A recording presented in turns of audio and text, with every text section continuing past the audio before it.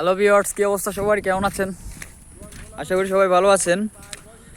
তো যেটা বলতে চাইতেছিলাম সেটা হচ্ছে যে আজকে 3 দিন যাবৎ আমাদের ফেনী জেলাতে প্রচুর পরিমাণে বন্যা পানি আক্রমণ করেছে। যে পরিমাণে বৃষ্টি হয়েছে, প্রাণা 4 দিন ধরে বৃষ্টি হয়েছে, এখনও হচ্ছে। এই যে এখনও বৃষ্টি হচ্ছে, বন্যায় বাড়িঘর থেকে শুরু করে সব পাশে সব কিছু ডুবাই ফেলছে। এখন আজকে প্রাণী মোটামুটি একটু নামছে, তাও আল্লাহ জানে।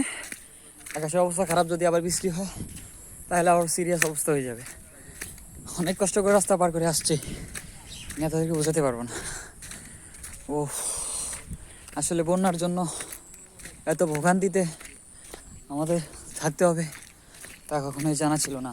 আসলে আমাদের ফেনী জেলার মানুষ সবসময় কষ্ট করে, তাদের এই কষ্ট দেখার মালিক মাত্র আল্লাহ ছাড়া কেউ নেই। এটা বেরিবাদ নির্মাণ করে না। যা দেখে সবচেয়ে দুঃখজনক ব্যাপার হচ্ছে সব জায়গায় উন্নতি হয়। এই যে রাস্তাঘাট দেখেন, যে কাদার মধ্যে সকাল বিকাল হাঁটতে হয়, এদিকে কোনো উন্নয়ন নাই বললেই চলে। এখন আমি এগুলো বলতে গেছি তো বলবে যে সরকারি বিরোধী কথা বলতেছি।